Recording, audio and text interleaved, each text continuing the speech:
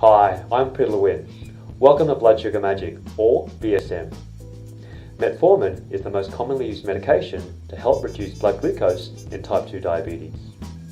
So, if you've recently been prescribed metformin or you're taking metformin at the moment, you may find this series useful. In today's episode, I'll talk about how metformin works in the body.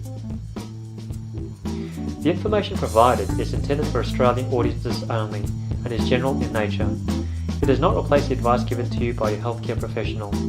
Please read this disclaimer and the following terms and conditions carefully before proceeding. Metformin can reduce the blood glucose in three possible ways. Firstly, it can improve the sensitivity to insulin in the body. This in turn can reduce insulin resistance. Insulin resistance is when the cells in our body do not use insulin properly. These cells include our muscle, liver, and fat cells. Insulin is a hormone which is produced by the pancreas. Insulin is like a key which unlocks the cells to allow the glucose from the bloodstream to enter the cells to be used as fuel. In insulin resistance, insulin has difficulty fitting into the cells.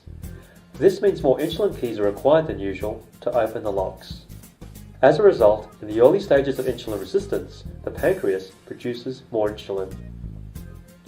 However, eventually it cannot keep up and the glucose remains in the blood instead of going into the cells. This results in higher blood glucose levels.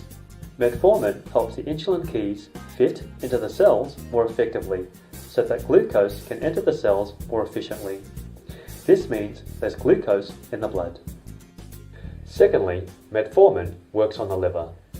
When we are fasting, the liver, rather than food, becomes the main source of glucose. When the blood glucose becomes low, the liver produces glucose and releases it into the bloodstream for our cells to use. This occurs, for instance, in the early hours of the morning. However, in type 2 diabetes, because of insulin resistance, the liver produces more glucose than the body requires. This causes a rise in blood glucose levels. Metformin prevents the liver from producing more glucose than is needed. Metformin can delay the absorption of glucose from the digestive system into the bloodstream. When we eat, the carbohydrates in food get broken down into glucose by our digestive system. The glucose is then absorbed into our bloodstream and taken to cells all over the body to be used as fuel. After a meal, our blood glucose rises. Metformin can help to slow down the rise in blood glucose after meals, so that it does not peak as high or as quickly. Because of these three actions, metformin helps reduce the blood glucose levels.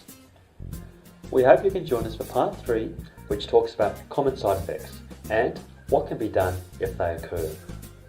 Thank you for watching Blood Sugar Magic, BSM.